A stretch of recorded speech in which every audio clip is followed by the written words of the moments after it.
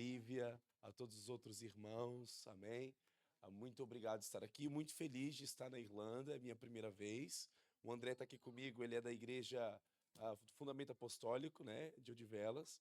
Eu sou pastor da Igreja Cristã Lâmpadas da Cidade, ali na Amora, na região do Seixal, fica a 15 minutos do centro de Lisboa. E nós temos vivido coisas extraordinárias lá. Já soube que houveram irmãos que estiveram lá no nosso evento do Over Mission, daqui da igreja. Que bacana, fiquei muito feliz de saber isso. E estou muito feliz de compartilhar a palavra de Deus com vocês, amém? Sou pastor, sou casado com a Joana, minha esposa.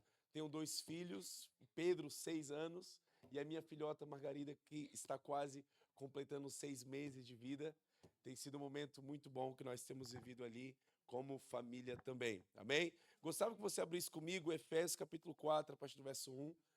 Eu ia trazer outra mensagem, mas no meio do louvor eu percebi, tive uma convicção no meu coração de alterar aqui toda a mensagem, trazer outro texto, outra realidade para a edificação da igreja, amém? É um tema que para mim é muito importante. A carta de Efésios é uma carta profundamente vocacional por parte de Paulo. Paulo se dedica a expressar a importância do compromisso, da postura e também da unidade com o corpo.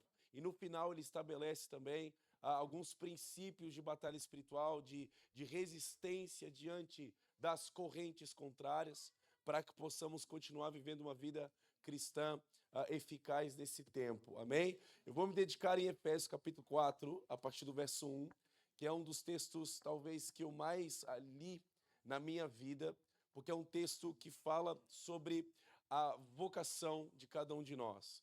É óbvio que eu não quero somente pensar em vocação, somente na perspectiva da vocação ministerial, que Paulo fala ali um pouco mais na frente, os 5 ministérios, apóstolos, evangelistas, mestres, pastores, profetas, mas visando, acredito que no verso 1, a partir do capítulo 4, Paulo está falando não somente de uma postura vocacional para esses vocacionados especificamente, mas uma postura de a vocação no sentido da resposta, né, que nós precisamos dar, já podemos dar diante dos nossos chamados universais, não é? Então, por exemplo, não é pastor que foi chamado para ler Bíblia, não é profeta que foi chamado para orar e jejuar. Esses são mandatos universais. Então, você já tem por onde começar. Então, abra sua Bíblia, dobre os seus joelhos, tenha comunhão com a igreja, anuncie o evangelho e se esforce diariamente para ser constante nisso. Isso é o chamado para todo aquele que, segundo Cristo, foi chamado para ser sacerdote, amém? Então nós, Hebreus capítulo 10, verso 19, vai dizer que nós podemos entrar nesse lugar pelo sangue de Cristo sobre as nossas vidas. Ele rasgou o véu e nos deu acesso à presença de Deus. Colossenses e Tessalonicenses vai falar sobre um lugar nas regiões celestiais que nós acessamos pelo nome de Jesus. Portanto, não pensem mais nas coisas que estão na terra, mas pensai nas coisas que estão no alto, onde Cristo está sentado à destra de Deus. Então, sempre o texto do Novo Testamento vai nos dar a entender que nós, por causa do sangue, agora fomos chamados para um sacerdócio. Homens e mulheres exercendo o princípio de entrar na presença de Deus e se dedicar a responder aquilo que Deus revela no lugar santo. Amém? Então, pense em Efésios capítulo 4, a partir do verso 1, numa perspectiva da sua responsabilidade geral. E, claro, acrescentando também aqueles que já têm alguma consciência da sua vocação específica, a sua resposta aos seus dons, aos seus talentos, às suas vocações, que Deus tanto espera que você se posicione a obedecer para benefício desta cidade. Amém? Eu esqueci o nome dessa cidade. Dulique, é isso. Então, Dulique espera a manifestação dos filhos de Deus. Isso vai acontecer num posicionamento coerente, sincero, íntegro, em arrependimento, dando frutos em unidade para que vidas sejam alcançadas. Amém? Sou feliz por essa casa estar cheia. Amém? Espero poder voltar aqui e provavelmente vocês ou terem quebrado paredes ou terem transitado para outro lugar por causa do crescimento de alcance nessa cidade, ou talvez pregarem 2, 3 cultos durante um sábado. Percebi que aqui na região da Irlanda, os cultos são nos sábados em vez dos domingos, é certo isso ou é ela por ela? É ela por ela? Ok. Muito feliz de estar aqui, amém? Gostava só de fazer mais uma oração, se você puder estender suas mãos, amém? E vamos pedir ao Espírito Santo que ele fale conosco. Jesus, nós queremos te adorar com os nossos ouvidos agora, e por isso, Senhor Jesus, estamos esperando a sua voz, a tradução do teu Espírito, aquilo que eu irei pregar nesta noite. Se for somente eu aqui em cima, nada vai acontecer a não ser uma persuasão humana. E pessoas não se arrependem de pecados por persuasão humana. Só há uma maneira de vidas serem transformadas nesse lugar. Se o teu Espírito estiver presente e agindo em conformidade com a sua palavra. Peço, Pai, a tua soberania, o teu senhorio, e declaro, Senhor Jesus, que sem ti nada podemos fazer nesse lugar. Pedimos a tua bênção, pedimos para que todo espírito de distração seja repreendido no nosso meio e que todos aqui possam caminhar para um coração fértil para receber a sua semente e frutificar muito na sua vida nesses próximos dias e anos que eles irão passar nessa missão, nessa cidade, em nome de Jesus, em nome de Jesus. Amém? A carta de Efésios, capítulo 4, é muito interessante porque Paulo, ele começa falando na condição de preso em Roma. Então, a maior parte dos teólogos concordam, e Paulo, inclusive, ele se dedica a expressar isso aqui no texto, que Paulo, nesse momento dessa carta, ele está preso em Roma, aproximadamente em 60 depois de Cristo, muito provavelmente na sua primeira prisão. Há alguns teólogos que concordam que foi na segunda prisão em Roma que, de fato, Paulo foi assassinado, mas não se tem, assim, tanta certeza se de fato foi na segunda ou se aconteceu no progresso dessa primeira prisão em Roma.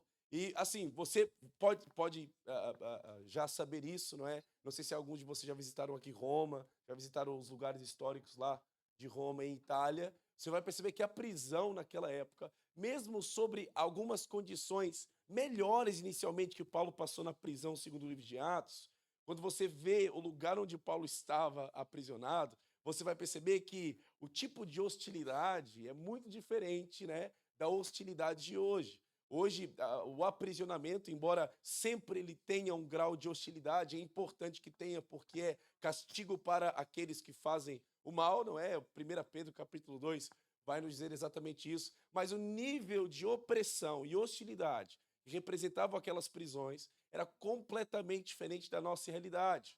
Então, Paulo estava preso em Roma, condicionado sobre a pressão dos romanos e sobre a resistência dos judeus. Deus leva Paulo para Roma para, sobretudo, pregar aos judeus que ainda não tinham ouvido falar do Messias, ou pelo menos não tinham enfrentado um homem cheio do Espírito Santo, falando a respeito do Messias. E você vai perceber pela história de Atos que não foi fácil esse momento de Paulo, porque muitos judeus iam ter com ele diariamente nas suas prisões, só que havia um grande número de rejeição ao evangelho. Então, Paulo estava em um momento de rejeição, Paulo estava em um lugar que as próprias constituintes lugar faziam com que ele não recebesse tantas visitas como em outros lugares em que ele esteve preso. Roma é o centro, é o coração do Império Romano, e, portanto, há um lugar de resistência maior ao cristianismo. Até o terceiro século, depois de Cristo, o cristianismo era completamente resistido pelo Império Romano, sobretudo porque o cristianismo ele assume um ponto de que não há nenhum Deus, assim como nós cantamos hoje, a não ser Jesus. E o imperador de Roma ele é considerado uma divindade. Então, quando a gente assume a postura de pregar o único Deus, isso é pregar contra o império predominante. Então, Paulo estava completamente oprimido pela sua circunstância. Só que o interessante é que nessa circunstância de hostilidade, nesse terreno seco e hostil, Paulo está escrevendo uma carta inspirando homens e mulheres a darem dignidade à sua vocação. Então é interessante, porque inclusive Paulo, a partir do verso 1, ele vai dar um tipo de visão a respeito das suas prisões, que não é bem aquilo que nós esperávamos. Na nossa cultura, infelizmente, uma cultura de muitas pregações de bênçãos, muitas pregações de uma evolução material, e não estou dizendo que Deus não possa te prosperar nesse sentido, mas assim, a equação mais perfeita do evangelho não é aquilo que você pode receber de Deus, inclusive como resultado da sua generosidade, mas é aquilo que você pode conhecer de Deus na sua preciosidade. Filipenses capítulo 3, Paulo vai dizer isso mesmo. Olha, pessoal, considero todas as coisas como perda pela excelência do conhecimento de Cristo. Então, Paulo está assumindo uma visão que nos é possível pelo Evangelho, porque somos sacerdotes, podemos entrar nesse lugar. É possível que você entre no lugar de tal deslumbre de Jesus, que as suas circunstâncias, elas não sejam mais aquilo que te move, aquilo que te alegra, ou aquilo que te entristece, mas aquilo que te empurra para a vida, para as obras, é a visão de Deus. Então é possível você ver isso. E Paulo ele vai estabelecer exatamente isso em Efésios capítulo 4, no verso 1, se você puder colocar. A minha versão é uma versão um pouco mais antiga, a versão ARC. Se você quiser mudar, não sei se vocês usam o Lyrics aí, se for, você consegue mudar para a visão ARC. Se não tiver, não tem problema, eu uso a NVI, tá bom? Mas é interessante, Paulo, ele assim como Filemão, capítulo 1, verso 1, ele repete exatamente o mesmo texto, amém? Você consegue colocar? Sim, ARC, Almeida, revista e corrigida. Exatamente. É mais fácil porque assim vocês acompanham no mesmo texto que eu tenho aqui nessa Bíblia. Me perdoem, meus queridos, eu sou um pouco arcaico. Tenho aqui uma Bíblia muito antiga, mas eu gosto dela. Essa é a CF. Pode ser essa, amém? Essa vai chegar lá. Então, ele vai dizer assim: rogo-vos, pois eu, o preso do Senhor. Isso é muito interessante. Abra aí Filemão, capítulo 1, verso 1. Amém? Filemão, capítulo 1, verso 1. Paulo ele vai se apresentar à igreja, aliás, a Filemão dessa maneira. Filemão, capítulo 1, no verso 1, se você puder, diz assim: Paulo, prisioneiro de Jesus Cristo. Isso é muito interessante. Volta lá para Efésios capítulo 4. É que, segundo a visão de Paulo, o vislumbre que Paulo tem a respeito de Cristo não torna alguém que está olhando para um tipo de cercado, que é acerca das circunstâncias opressoras de uma prisão comum. Paulo não diz Paulo preso de Roma. Paulo, ele diz Paulo preso do Senhor, ou prisioneiro de Jesus Cristo, mostrando, inicialmente, na sua condição de prisão, querido, preste bem atenção no que eu vou te dizer, que as circunstâncias, as adversidades e as hostilidades, sobre uma perspectiva de quem está tendo de fato uma experiência com Jesus, são menores, são uma superficialidade da visão correta. Se eu pudesse dar um tema a essa mensagem, eu diria a visão correta e a postura correta. E qual é a visão correta? A visão correta é estar cercado da glória de Deus. Paulo, ele estava cercado de Jesus. As paredes daquela prisão, a opressão daqueles soldados, não era o maior significado da vida de Paulo. Paulo estava livre em Jesus. Inclusive, há um momento em que ele escreve isso: eu estou aqui, mas a palavra de Deus não está presa. Então, Paulo, peço perdão, queridos. Paulo está falando sobre uma condição de estar cercado da presença de Deus. Esse é o primeiro ponto a respeito da visão correta que eu creio que nós precisamos ter, sobretudo na condição de um país como a Irlanda, cujo os seus nativos, eles estão depressivos, ansiosos, viciados em drogas e em bebidas, e o evangelho para eles é uma coisa histórica do passado que não deu certo. Então, há uma hostilidade espiritual e social que nos leva, às vezes, a entrar em um filtro cujo os nossos ânimos, o nosso propósito, ele se esvai quanto àquilo que é a natureza e a esperança do Evangelho. E Paulo está se dedicando a escrever preso, nos dizendo que um homem e uma mulher de Deus, ele precisa primeiramente caminhar não com a visão das suas circunstâncias, mas com o vislumbre de Cristo. A nossa irmã aqui, querida, que estava ministrando, ela falou exatamente isso, nós cantamos isso. Querido, se você já entrou no lugar santo, você precisa entender que não dá mais para equalizar a vida se não for com o deslumbre verdadeiro de Jesus. Não é somente falar acerca de Jesus. Não é somente estar numa igreja, onde a igreja ela confessa na sua confissão de fé a pessoa de Jesus.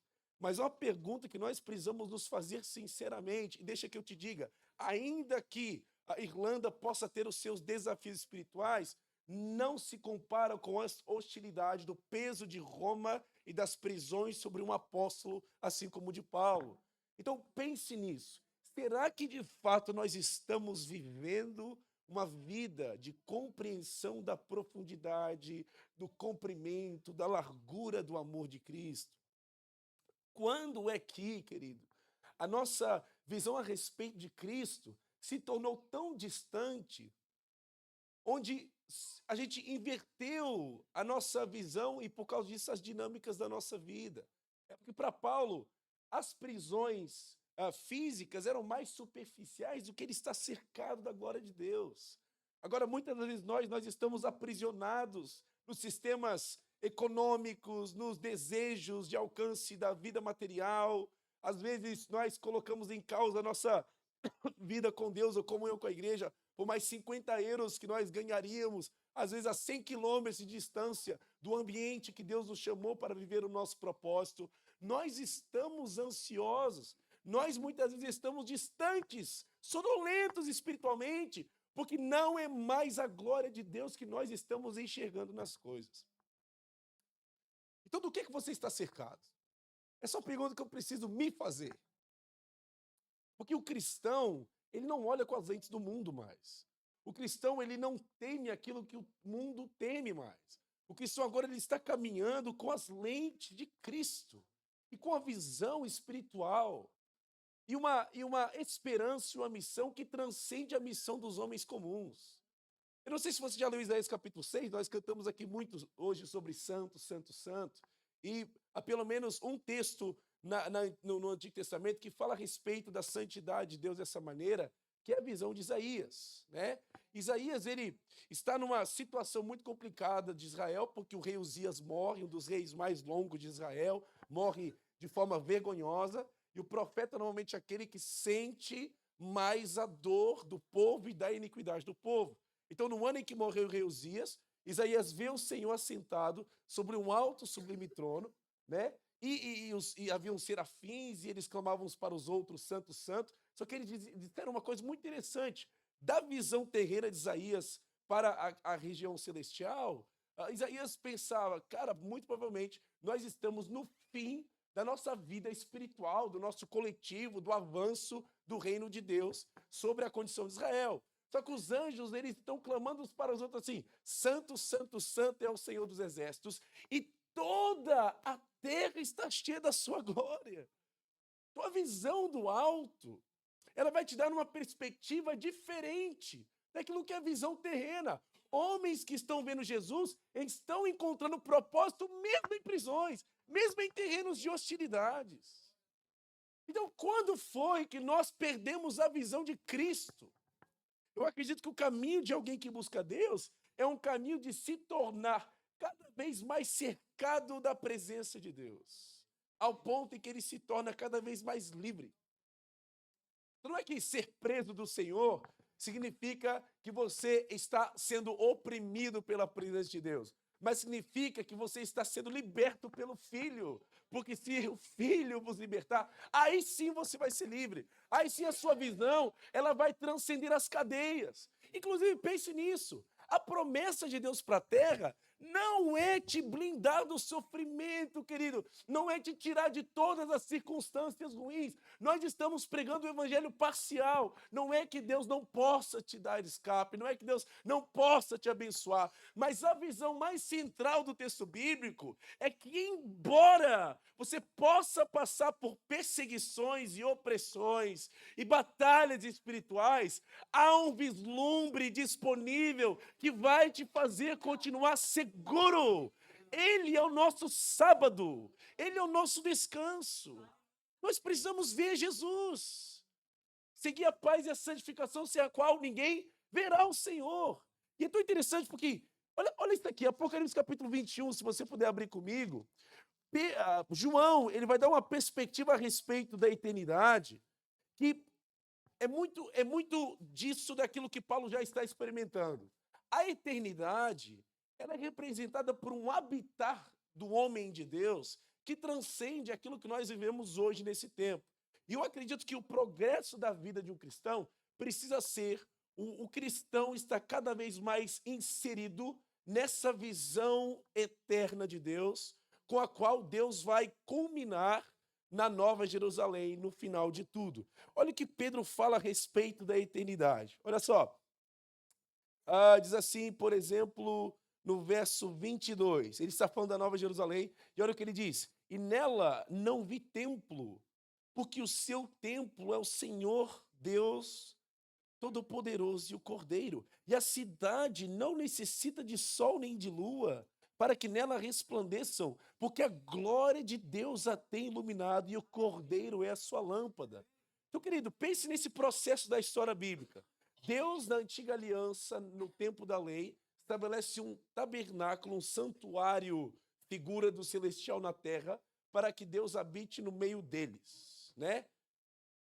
Depois Cristo vem, ele encarna a divindade encarnada, ele morre, ressuscita, e ele derrama o Espírito Santo, e então o Espírito Santo vive dentro de nós. Só que eternidade não é Deus vivendo dentro de nós, somos nós vivendo dentro de Deus. A eternidade é um lugar onde você não precisa mais de templo, porque em cada lugar que você está olhando, você está tendo vislumbre da glória e da presença de Deus. Na eternidade, querido, a eternidade não é um lugar infinito. João 17,3 vai dizer que nisto está a eternidade, em que conheçam o Senhor. Então a eternidade é um lugar de infinito conhecimento de um Deus que consegue ter recursos infinitos de prazer enquanto conhecemos. Então Paulo estava numa condição hostil aos olhos carnais, mas ele estava cercado da glória de Deus. Ele estava entendendo o seu propósito, disposto a passar por coisas difíceis para cumprir o seu evangelho na terra, ao ponto em que o seu vislumbre era tão profundo, que ele disse assim, meus filhos, é o seguinte, se eu morrer, lucro. Eu sei para onde eu vou. Querido, é louco isso, porque muitos de nós cristãos não queremos ir para a eternidade, e não é somente porque há propósito para nós aqui, é porque nós não estamos vivendo a presença de Deus suficientemente para desejar a sua volta. Nós precisamos voltar ao lugar de deslumbre da presença de Deus. Querido, é assim, eu não conheço essa igreja, essa palavra não é uma exortação, não sou o pastor dessa igreja, está aqui os pastores, eu respeito muito o trabalho que tem feito, mas é uma palavra que eu carrego primeiramente para a minha vida, amém? Espero que seja edificante para vocês.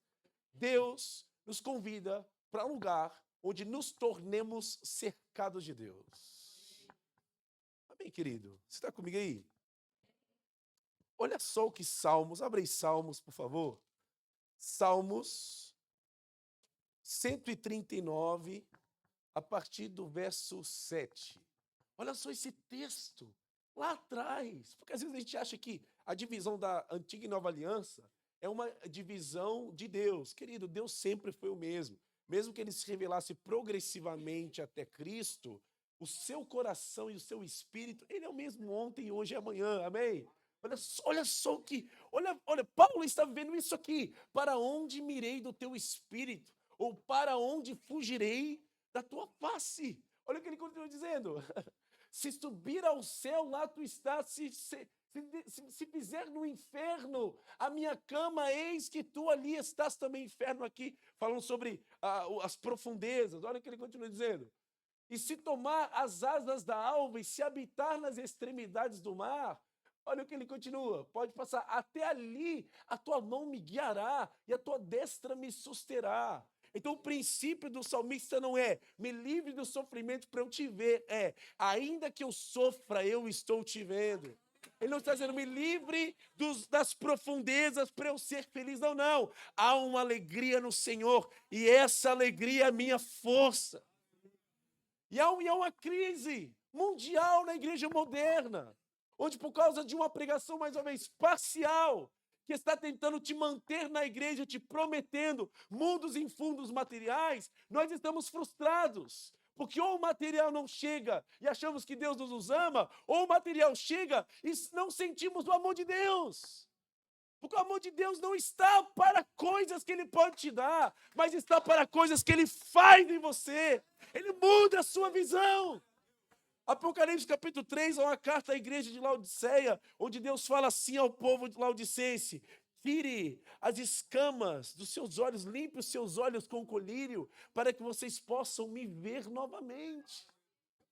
Então será que você está enxergando o amado, o desejado das nações, o Messias, aquele que tem sobre ele capacidade de, mesmo em meio à tempestade, de fazer caminhar sobre ela, enquanto olhamos para ele? Não foi isso que Pedro fez? Enquanto Pedro estava com seus olhos fixos em Jesus, a tempestade continuou, mas Pedro andou sobre ela, cara.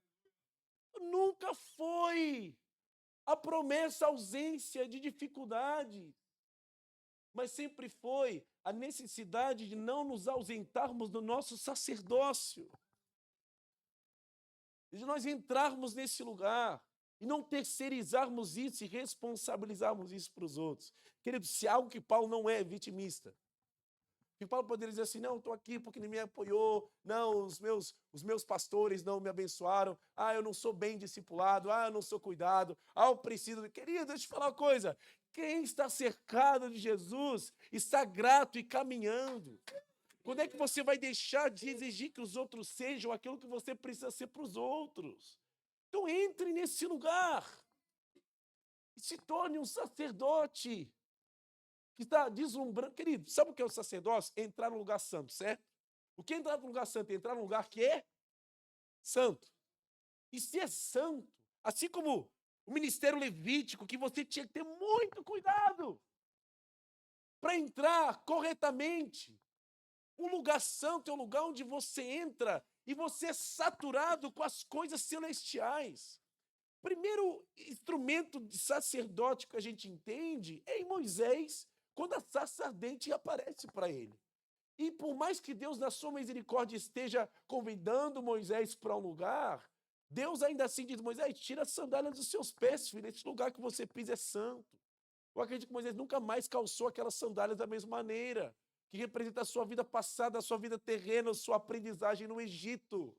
Então, entre nesse lugar cujas as faculdades não são as suas, mas são as de Deus, que te prepara para ser um instrumento profético em tempo de povo patético, em tempo de povo silencioso. Você terá uma voz, e essa voz não vai te dividir da igreja, mas vai te fazer cooperar com aqueles que já têm voz. Então é para todos isso aqui. O que é ser mais preso de Jesus aí, por favor? Entende? Leia a sua Bíblia. Amém? E aí Paulo continua, porque no contexto da consciência, da visão correta, Paulo, ele está ensinando, exortando a igreja de Éfeso a uma postura correta. Então, no verso 2, vamos ler o verso 1 novamente para a gente não se perder. Efésios capítulo 4, verso 1. Não sei quanto tempo eu tenho, mas vamos lá. Rogo-vos, pois eu, o preso no Senhor, e olha só, esse segundo ponto, que andeis como é digno da vocação com que fostes chamados, cara. Então, sabe qual é o respaldo de Paulo? É assim: filhos, alguém está preso aí? Alguém está sofrendo humilhação? Alguém está sofrendo ausência de comida? Alguém está sendo maltratado e violentado? Não? Então, na minha condição, estou vendo Jesus. E o meu conselho é: deem dignidade à vossa vocação.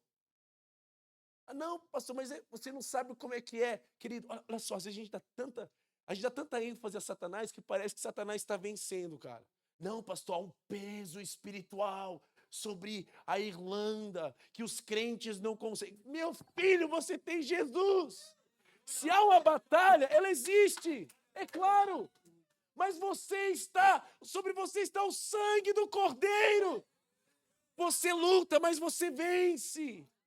Então pense em alguém numa condição onde demônios lhe esbofeteavam a face.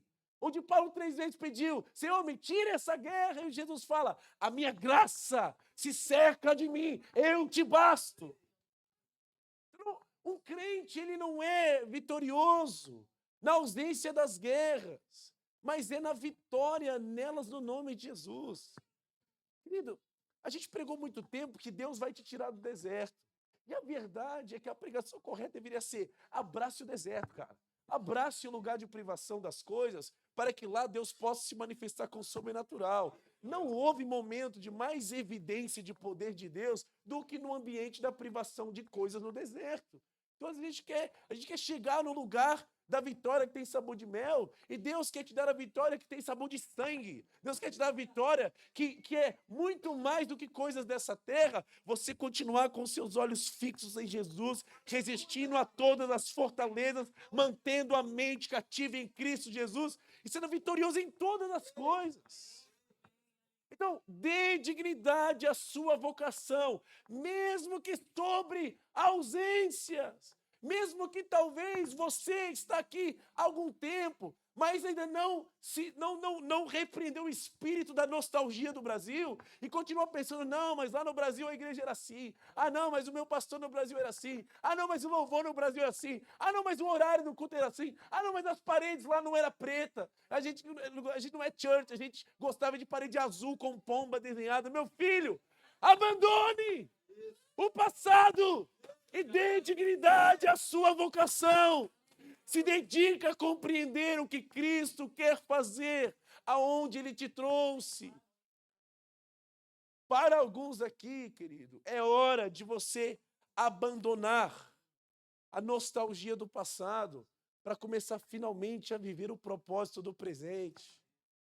Alguns de nós, qualquer crise que acontece sobre nós, a gente já pensa: ah, não, no Brasil eu tenho família. Ah, não, no Brasil eu não passava por isso. Ah, no Brasil eu não passava por humilhação. Querido, quando é que você vai ficar preso de Jesus, cara? Quando é que você vai se prender de Jesus para ver o que Deus tem para você nessa terra? Essa cidade precisa da manifestação dos filhos de Deus. Essa cidade precisa de homens e mulheres que não estão dando mais desculpas, mas decidiram, na condição que estão, darem dignidade à sua vocação. Há alguns de nós aqui que fluíamos no profético, que éramos usados em dons espirituais, que servimos a igreja com alegria. Querido, sabe qual é a minha maior tristeza? A nossa igreja é uma igreja que tem vivido um grande avivamento. Nós temos quebrado paredes, batizamos pessoas todos os meses, tem sido uma coisa extraordinária. E a minha maior dor é encontrar pessoas com 30, 40, 50 anos e dizendo assim: pastor, quando eu era jovem, eu era fervorosa na presença de Deus, eu era fervoroso, eu servia na casa de Deus. Querido, e a pergunta é: quem te mandou parar? Quem te mandou, cara? Somente viver a memória de um lugar. Querido, posso dizer uma coisa? Sabe por que você fluía no passado tão bem? Não é porque o ambiente do passado era menos hostil. É porque você estava menos conectado com o ambiente hostil e mais conectado com Jesus. Quando é que a gente vai virar essa chave, cara? Jesus te chama para você virar essa chave. Agora, a postura correta, ela não acontece somente numa intensidade e intencionalidade no seu chamado, mas é compreender outra coisa a respeito do chamado que alguns de nós podemos estar negligenciando. Estão comigo ainda?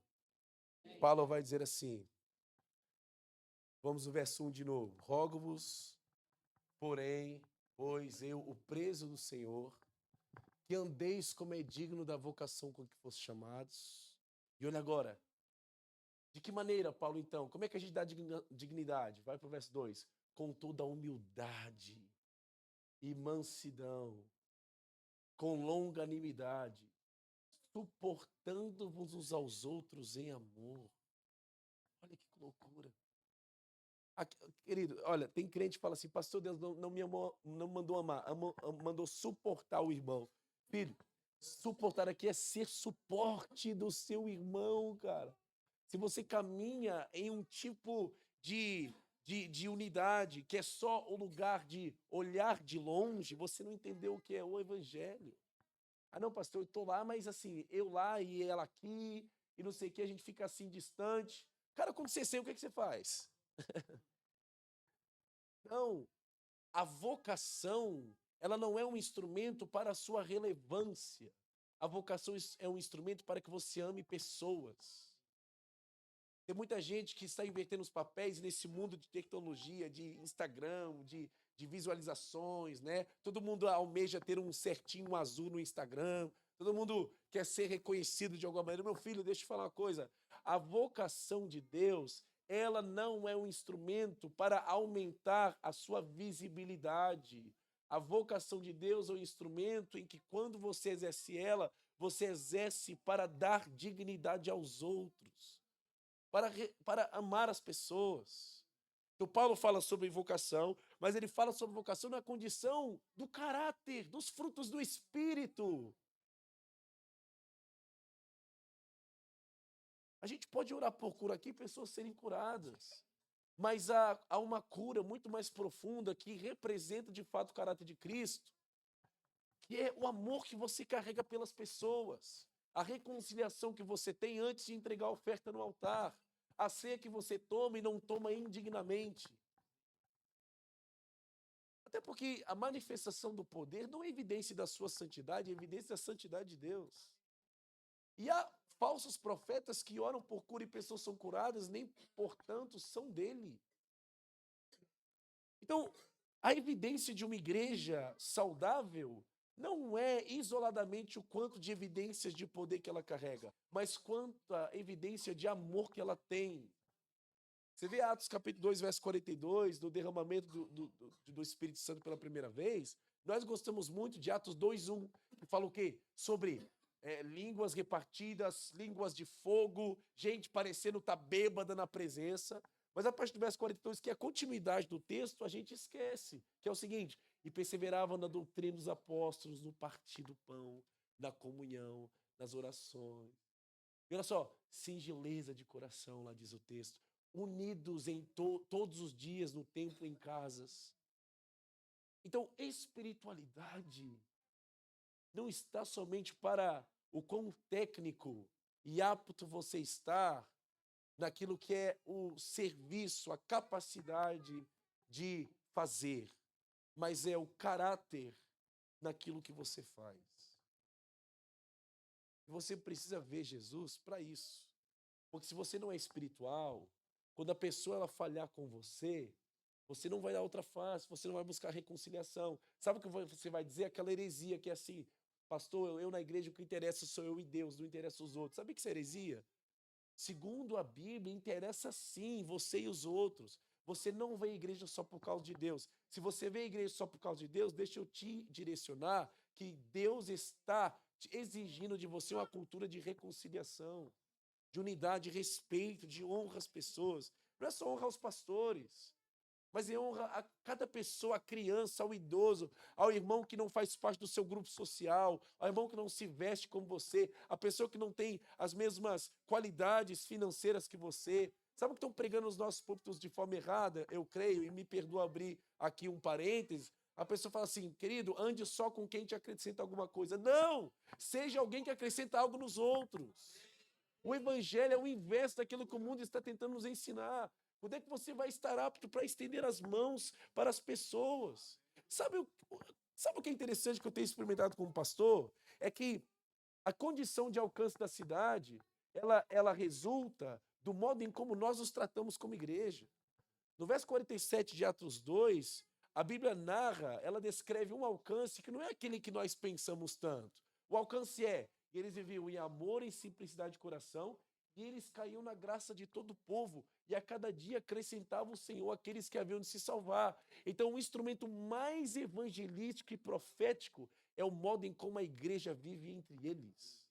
Por isso, Jesus, em João 17, ele ora assim: Pai, eu oro para que eles sejam um, assim como eu sou contigo, para que eles sejam em nós, e para o quê? Para que o mundo creia que tu me enviaste. A instituição que precisa ser a mais legítima, de clareza, de integridade na terra é a igreja, cara. Quando é que você vai pedir perdão ao seu irmão? Quando é que você vai... Querido, eu falo lá na igreja o seguinte: igreja boa é igreja que briga, cara. E não é igreja que briga por coisas iníquas, mas é a igreja que briga por santidade. Cara, eu preciso alertar o meu irmão que está em pecado, dizer, cara, você está em pecado. Não é falar por trás, quem fala por trás do pecado dos outros é Satanás. Agora não, o cristão, ele vai ter com ele, apresenta. Querido, olha, não se perca. Estamos aqui, vamos juntos, né? Não é aquela falsa humildade assim, você chega para ele e fala, né, o pastor não te visitou ainda, né? Difícil, né? Não tem problema, nós... Não! É, querido, vamos para a presença de Deus. Vamos buscar Jesus, vamos nos unir, vamos trabalhar em conjunto, porque se não há unidade na igreja, é impossível haver unidade com Deus no propósito. E é isso que Paulo fala no próximo ponto, a respeito da postura correta para a gente orar. Se você me permitir que eu ore, se os pastores permitirem que eu ore um pouquinho. Olha só, então a gente fala com toda a humildade, em mansidão, com longanimidade, sendo suporte uns dos outros em amor. E deixa eu falar uma coisa. A Europa, ela vive uma cultura de faraó. A ideia central, que eu creio, da parte de Satanás, é te desviar do lugar de sacerdócio, enquanto ele acrescenta trabalho sobre a sua vida. E deixa eu ser sincero, se você já está vivendo uma vida tão ocupada, ao ponto que você não mais consegue ser suporte aos seus irmãos, você já está no Egito e não sabe. Você está lá. Deus não te chamou para esse lugar para isso. E aí ele termina assim, olha que coisa linda. Procurando guardar a unidade do Espírito pelo vínculo da paz. Isso é constrangedor. O pessoal do louvor, se quiser subir. Isso é constrangedor por quê, meu filho? Porque, segundo o que esse texto está dizendo, não há espiritualidade sem unidade. O Espírito, ele não está unido com quem caminha em divisão. Provérbios capítulo 6. Salomão vai dizer assim que 6 coisas Deus odeia e uma Deus abomina o seu coração. É interessante porque a gente fala que não há pecadinho e pecadão, né? Mas se a gente for sincero biblicamente, Deus ele coloca categorias de pecados no lugar mais denso. E Deus fala assim, as 6 coisas que ele odeia, ele fala assassinato, mentira, roubo. Aí você pensa, pô, o que é o que Deus abomina, né? Você pensa, meu Deus, se assassinato é o que ele odeia, se roubo é o que ele odeia, né? Meu Deus, o que ele abomina deve ser o quê? Destruição global. Sabe o que ele fala? Irmãos que criam divisão entre irmãos, cara. Por isso que esse texto está carregando o mesmo sentido do coração de Jesus manifestado em todo o tempo. Deus sempre quis ajuntar seus filhos, como a galinha junta os seus pintinhos. Deus sempre quis um povo reunido, um reino reunido. Deus sempre amou a coletividade. Querido, se alguém na terra, antes da eternidade futura, que viveu a plenitude de relacionamento com Deus, foi Adão antes da queda. Só que Deus depositou no coração de Adão uma consciência coletiva, e é por isso que ele, ainda andando com Deus, se sentia só. Imagina essa situação. Não dá para viver em individualismo espiritual. Eu sei que isso é difícil para quem passa problemas. Mas Deus de fato está te chamando para, inclusive, você ser curado dos seus desafios pessoais e emocionais, quando você se dispõe a curar os outros. Saber que parte das nossas ansiedades, por trás delas está egoísmo e soberba.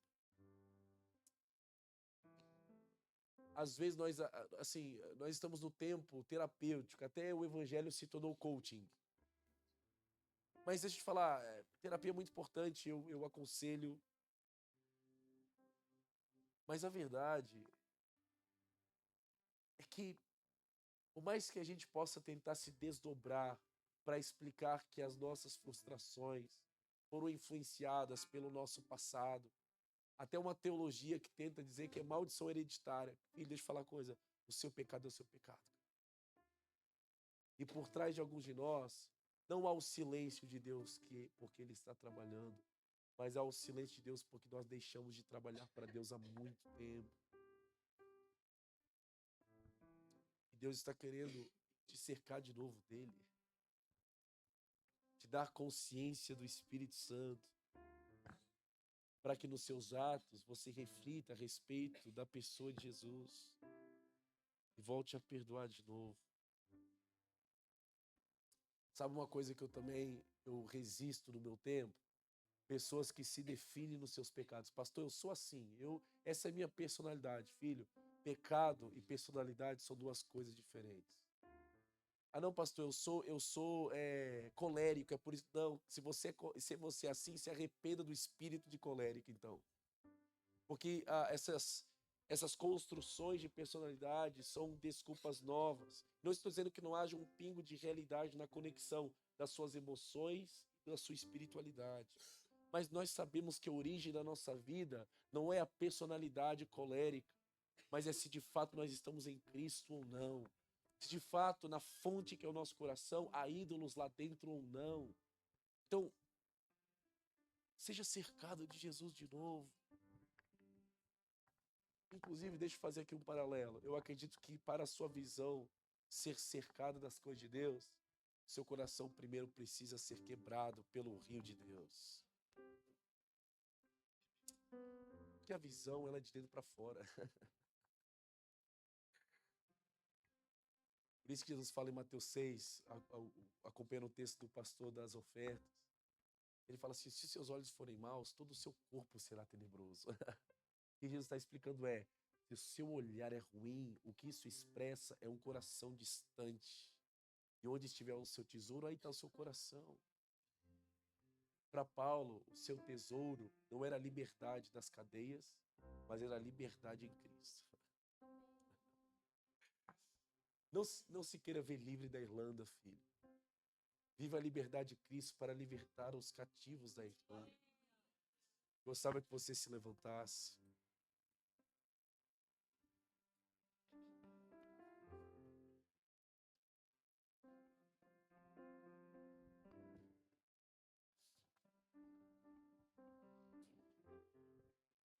Alguns de vocês talvez estão aqui há 10 anos. E a pergunta é, o que você está fazendo aqui, cara?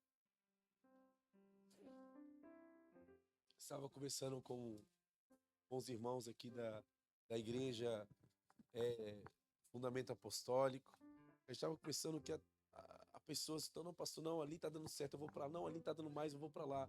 Aí tem gente que fica 10 anos correndo atrás de coisas, não conseguem nem conter uma bicicleta nas suas mãos. Porque a verdade é que o Filho de Deus, ele agora, tal como a gente cantou, ele só sabe viver no Santo dos Santos. Ele tenta viver em outro lugar, mas ele vive de mentira.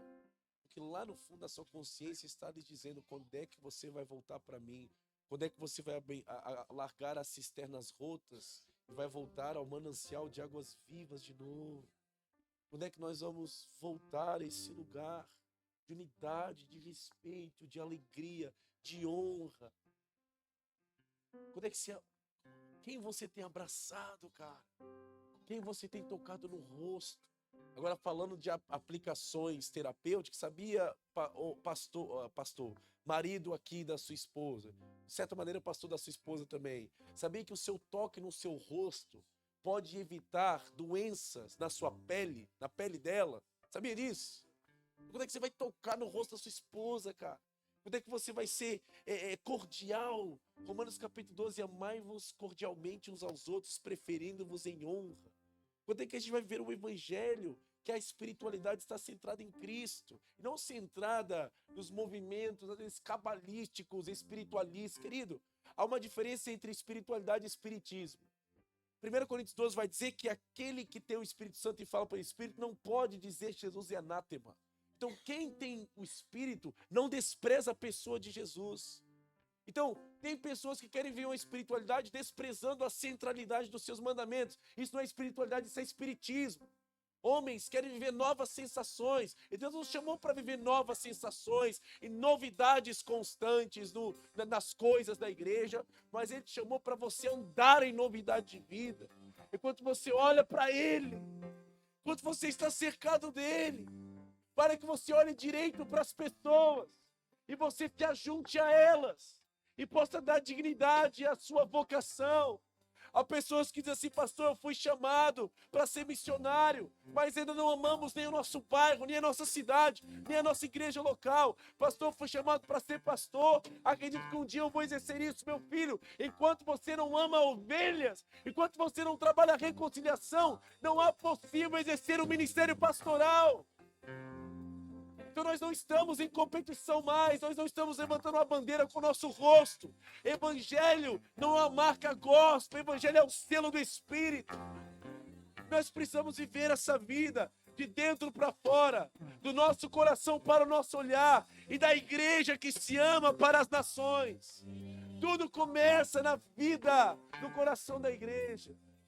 E o meu convite para você, meu irmão, é você olhar para Jesus e perguntar: Senhor, aonde eu perdi o primeiro amor? Aonde eu deixei de estar cercado de Ti? Eu quero voltar a viver esse lugar onde o amor ele governa, e mesmo que as línguas cessem, o amor continua, e mesmo que as profecias se calem, o amor continua, porque a profecia é pontual, a cura é pontual, a língua estranha é pontual. Mas alguns somos homens de línguas estranhas, mas acabamos de parar em línguas e nos tornamos estranhos com as línguas para o nosso irmão. Sabe o que não é pontual? Sabe o que é constante? O amor. O amor não é uma manifestação do Espírito. O amor é o caráter de um cristão. Então, manifeste o amor diariamente. Porque é sobre o amor que nós estamos fundamentados. Isso não pode ser só teoria para nós. Isso não pode ser só uma mensagem distante. Deus é amor. Então, se Ele habita em nós, é impossível que de nós não esteja fluindo amor. Eu quero te fazer um convite. Se você puder, se eu puder, bem, o meu convite é, primeiro, se você reconhece alguma frieza, se você reconhece que é preciso um passo de fé nesta noite, para começar a viver aquilo que Jesus te chamou para viver nessa terra, eu queria orar pela sua vida, amém? Isso é possível, pastor? É possível? É possível, pastor, orar pelos irmãos? Eu queria orar pela sua vida, amém? Eu queria orar por você, cara. Se você quer se tornar cercado de Jesus, eu quero te convidar a você vir aqui à frente. Você pode se dobrar os seus joelhos. Você pode, sei lá, vir aqui. Jesus está te chamando, é só isso.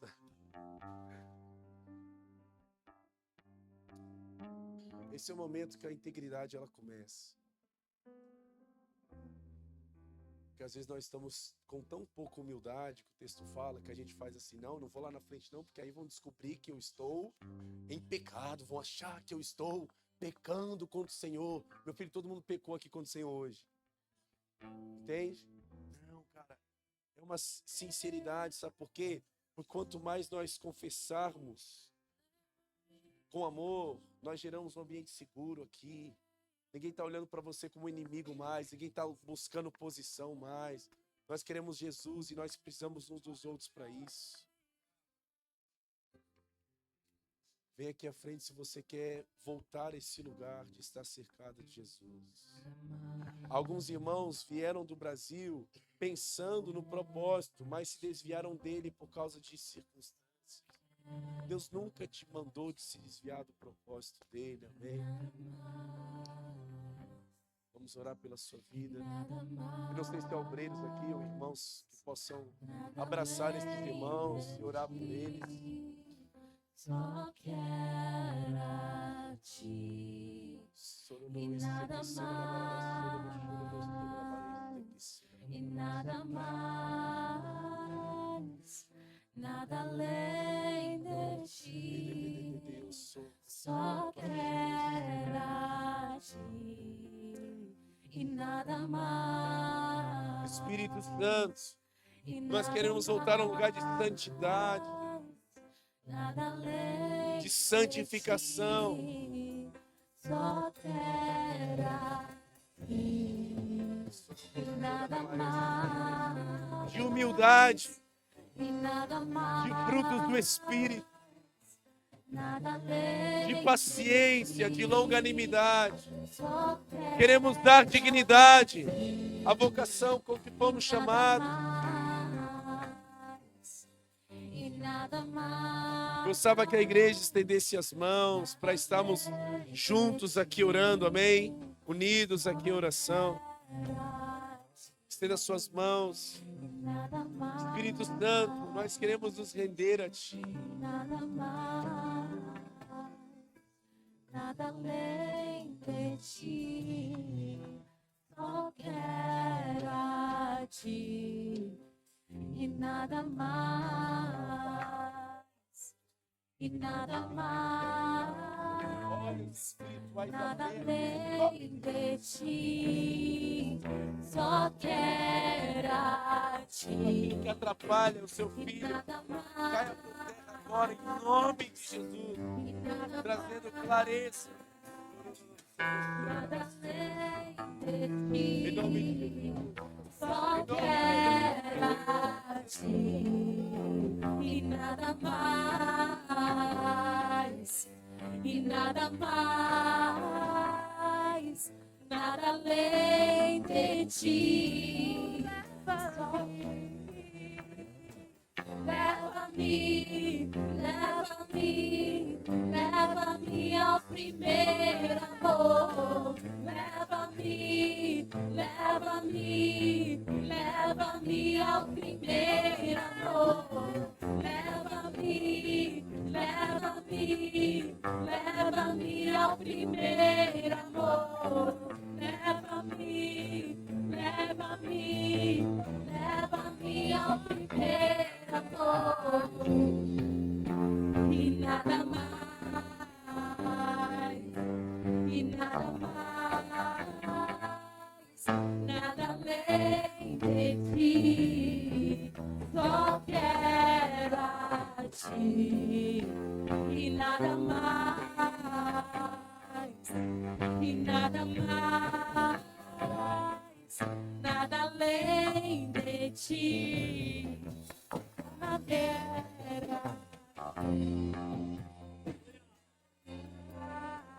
Quantos creem que o Espírito Santo de Deus está aqui hoje, querido?